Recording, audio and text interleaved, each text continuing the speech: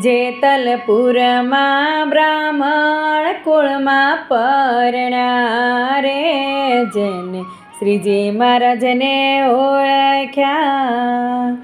નાનપણમાં દુખાણા ગંગામાં વળી રે, જેને શ્રીજી મહારાજને ઓળખ્યા.